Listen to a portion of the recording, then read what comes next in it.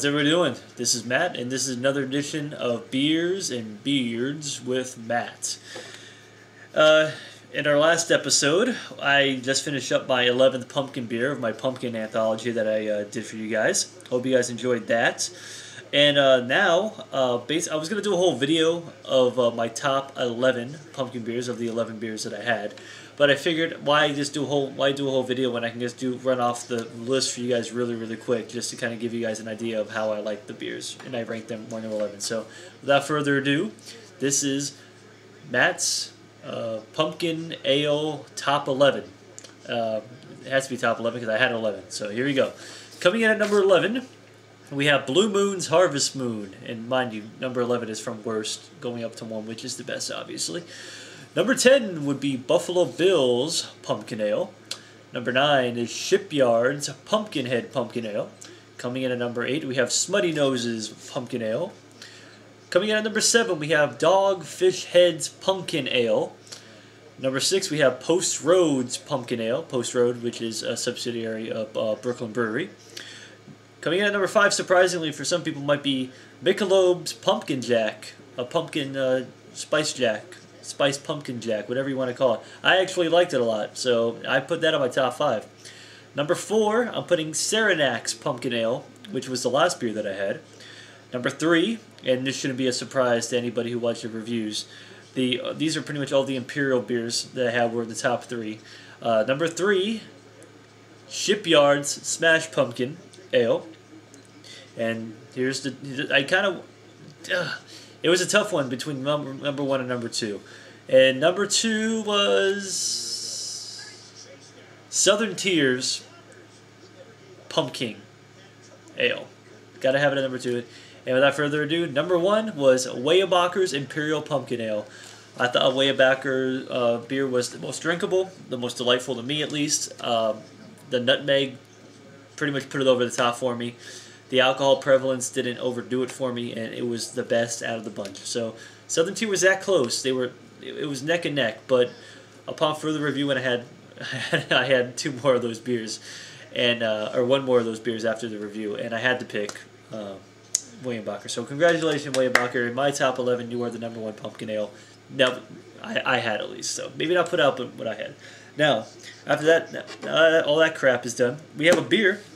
And this is going to be a beer from Israel, actually. I've been putting this off for quite a while. Now, this is Goldstar. Goldstar is from Israel, and this is a dark lager beer. Now, Goldstar, on the back here, says, our genuine taste since 1950. And no, I do not read Hebrew, so I do not know what that says. All I know is that this beer is at 4.9%, so the ABV is quite low. This gets a malty beer. That's all this is really going to be. It's going to be dark, it's going to be malty. It's going to have a beer smell to it. Now, Goldstar is actually from the Tempo Brewing Company in Israel. And Tempo Brewing Company is actually very interesting because they are not only a brewery that brews Goldstar, but they're also a major distributor in Israel. They're one of the biggest distributors of Heineken in Israel, and they're also one of the biggest subsidiaries who they go out and they sell Sam Adams in Israel. So it's kind of interesting, and they work on soft drinks as well. They work on old malt beverages that are no alcohol. They work on a lot of things in Israel, and this is a kosher. This is a kosher beer, as deemed by the rabbis in Israel. Nanyaha, I believe, is in Nanyaha, Israel, is where this is actually made kosher by the rabbis over there. So, Chaim, everybody, Mazel Tov, all that good stuff. As you can see, it's not as dark as you think. It's actually quite a light lager, as a matter of fact.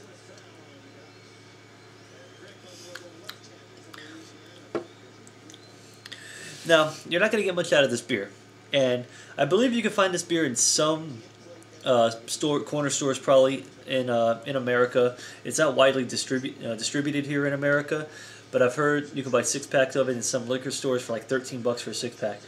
I wouldn't buy it. I'd rather buy a craft beer than this. But if you're a hardcore Jew, then yes, you may enjoy Goldstar. I drank a lot of this while I was in Israel.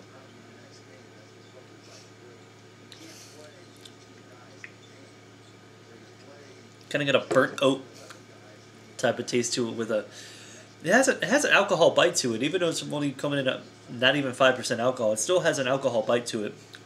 Slightly bitter, mostly malty though. I mean, this is like the Budweiser of Israel, you can say. This and Maccabi.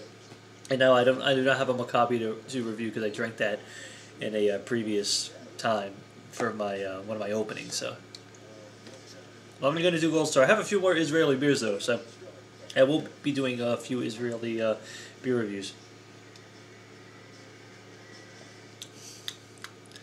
Yeah, these run about $1.50, $2 in Israel. So that's about the equivalent of about 6 or 7 shekels in Israel, depending on the exchange rate, of course. This is kind of a, you can't really review a beer that it doesn't really have a lot of taste to it. I mean, it's more of a novelty thing than anything else for me. Bringing it back, 8,000 miles away from Israel, so it is definitely more of a novelty, and it is kind of cool to bring something back from the motherland, if you will. So, not a great beer, but it's fine. That was fine too. It's sessionable. You know, you can pound these. Feel pretty good about yourself. I mean, not if you have. I mean, I went on some nights when I had 6, 7, 8 of these, and I wasn't feeling that great about myself the next day.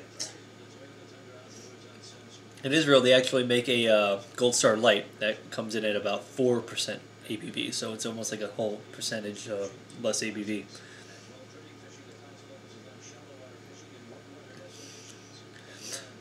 But it's interesting. If you read the history of like some of the beer makers and beer brewers in Israel, it's quite interesting. Because it's such a young country, too. I mean, think of Israel. It's only been around for 65 years. It hasn't been around that long, people. I mean, the land's been around for a while, but the state of Israel has only been around since, 1947, I want to say. Something around that.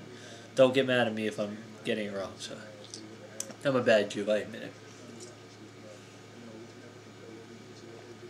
And,